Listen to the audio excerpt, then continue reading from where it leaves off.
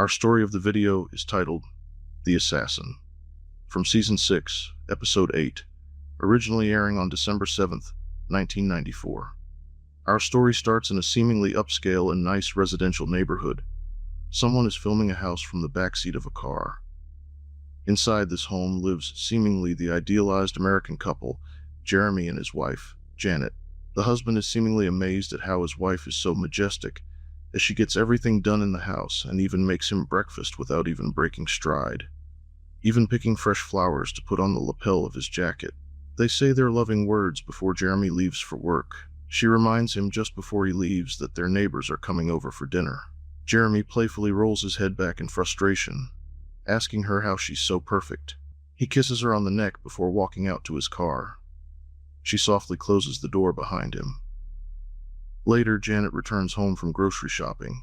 She sets her bags on the counter only to see the reflection of a woman smoking in the door of her microwave. She turns in shock. Janet asks who she is and why she's in her house.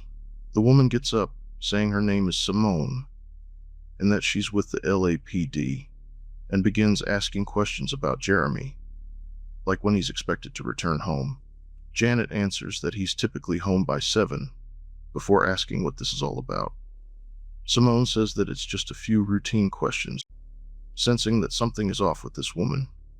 Says that she's uncomfortable with how this woman is handling this and says she's going to call her husband to sort all of this out. She runs to the phone, but just as she lifts the phone from the receiver, Simone grabs it from her hands, saying that it isn't necessary, and that she only has a few basic questions. Janet says that what she's doing is unusual, saying that they are friends with a police captain named Landau, asking if Simone knows who he is. She nods her head, saying he's the one that personally asked her to be here, saying that it might be dangerous for them if Jeremy knew she was talking to the police. Janet says what she's saying is absurd, and that her husband would never hurt her.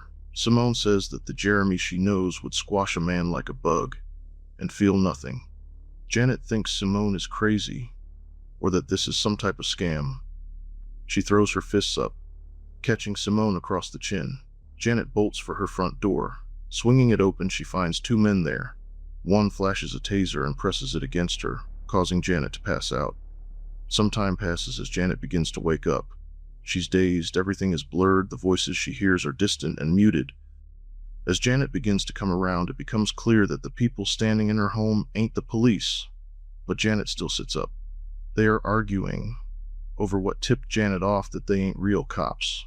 The man who tased her says he thinks he knows, asking Janet if her cop friend, Captain Landau, was real. Janet relents, saying that it was a lie to figure out if Simone was a real cop or not. Todd and Bill high-five each other, saying they knew that Simone wasn't as good as she thought she was. Simone, feeling she has something to prove, puts her foot on Janet's chest, questioning why she would bait her with a question like that. Still dazed, Janet mumbles out that she's dumb. No cop would break into someone's house like she did. It makes any evidence found inadmissible. Feeling insulted at being outsmarted by a housewife, Simone backhands Janet in the face. Bill and Todd mockingly express fake concern in the background. Janet looks at Simone with anger in her eyes. Simone says that Jeremy used to look at her just like that when they were an item. Not giving any more details, she walks away, and Bill and Todd come over to jokingly mess with her some more. Janet demands to know what they want, saying that she has a dinner party to get ready for. This makes Bill and Todd laugh even harder. Todd matter-of-factly says they're here to kill Ronald Wald. Janet looks up at them confused, saying her husband's name is Jeremy McKay. Simone says that might be his name now, but before, when she knew him, his name was Ronald. Clearly looking confused, Simone nods at Todd to elaborate. Todd lays it all out, saying that Ronald, now Jeremy, used to work for the government as an operative to snuff out and kill domestic terrorists here on American soil, and did it under direct orders from the president. Janet looks up confused, asking if they're sure they got the right guy. Simone throws her arms up in defeat at Janet's confusion, blurting out that her husband was a covert assassin. Bill says that he up and went missing a few years ago, only leaving a note that the government was trying to set him up before disappearing. Todd turns to her and smugly smiles, saying that of course the government was trying to set him up. but Ron was a bit too fast on his feet. Bill chimes in, saying that the government retires you. Nobody retires from the government. Simone tosses her a folder containing photos and files. The man in them looks nothing like her husband, and she exclaims that they have the wrong man. She brushes past them, holding up a photo of her and Jeremy, exclaiming that this is her husband. Simone tries to shake some sense into her, telling her that he couldn't have eluded capture for this long without changing his appearance, but that he got sloppy. Todd steps in and says that he had some dental work done last week, and his x-rays got sent in for insurance. That was how they matched the dental records, meaning that Jeremy and Ronald are one and the same. Bill breaks out a toolbox, telling Simone that it's going to take him a few hours to set up. She dismisses him. In the same breath, Simone orders Todd to take her downstairs and put a bullet in her. Todd darkly jokes with her as he pushes her down the steps. Once down there, Janet, trying to outmaneuver Todd before he executes her, begins flirting with him, luring him over to the treadmill and making him drop his pants. She turns on the machine to full speed. Todd, with his pants around his ankles, is unable to keep pace. He slips and falls face first onto the treadmill. His tie gets caught in the rotor and strangles him to death. Simone comes downstairs to see what's taking so long. Janet takes Todd's gun and hides under the stairs. Simone stands at the top of the steps, calling out to Todd. When he fails to answer, she draws her gun. Janet tries to pull a move out of a John Woo movie, but breaks her heel and tumbles to the ground. The two tussle, but Janet gets away. Simone tries to shoot her in the back, but since the tip of the barrel was in paint thinner, it causes a small explosion. Janet hurries into the bathroom, desperate to get away and hide before Simone comes back upstairs. She sees Bill dressed in full butcher garb and instinctively stabs him in the eye with her broken-heeled shoe, seemingly killing him instantly. She walks out of the bathroom, and before she can round the corner, Simone puts a gun to her head. Telling her that they need to talk, Simone asks what type of training she has, and says that it took some real balls to drop two trained assassins.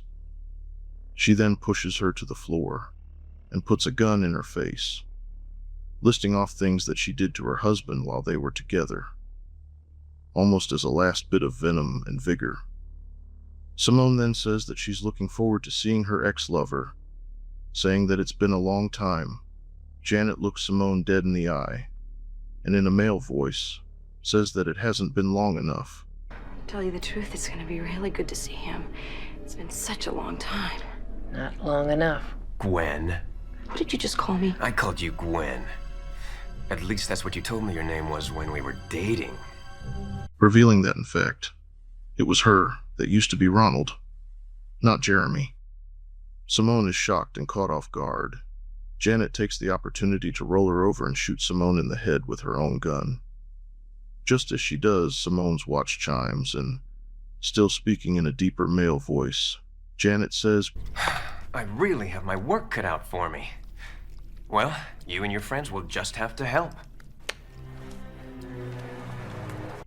Later, at the dinner party, Janet removes the roast from the oven, pulling out a chunk of cut foot before tossing it down the garbage disposal.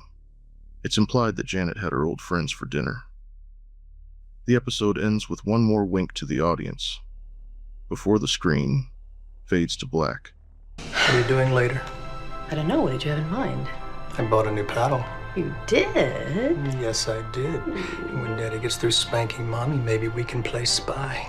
Only if you bite Ronnie right here, just where I like it. Bite who? Who's Ronnie? I said Mommy. Bite Mommy.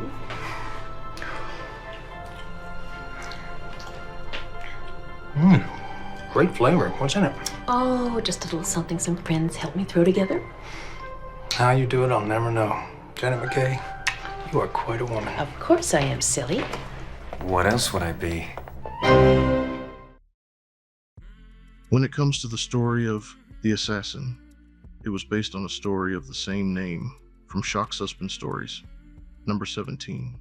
The television episode obviously had to expand the story quite a bit to turn it into a full half-hour episode, And interestingly enough, while the show keeps the title and the basic idea of an assassin, the actual story is very different from what we get on television. The comic follows an assassin who tracks his target backstage at a theater, only to discover that he's actually walked into the opening scene of a play about the assassination of President William McKinley. The episode was directed by Martin von Haselberg, who wasn't exactly your typical director. Von Haselberg was one half of the experimental performance art comedy duo, the Kipper Kids. And then there's the cast, which is basically a who's who of familiar faces. Feldman is most famously known for his role in Goonies, and also starred in the Tales from the Crypt movie, Bordello of Blood. And Jonathan Banks as Bill. Of course, today most people probably recognize Banks as Mike Ehrmantraut from Breaking Bad and Better Call Saul. But long before that, he was one of the main bad guys in Beverly Hills Cop. The reception from viewers seems to come down to one thing. You either love the bizarre twist and dark humor, or you think the episode is a little too silly to take seriously. Personally, I think that's exactly what makes The Assassin work. It's not necessarily one of the scariest episodes, but it is one of those episodes that sticks with you, and considering the final reveal completely changes how you look at everything that happened before it. I'd say this one has aged pretty well.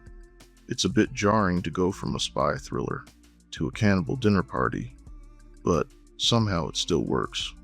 But that's all I have for you in this one.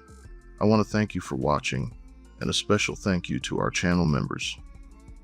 Take care, stay safe, and have an awesome week. We'll see you in the next one.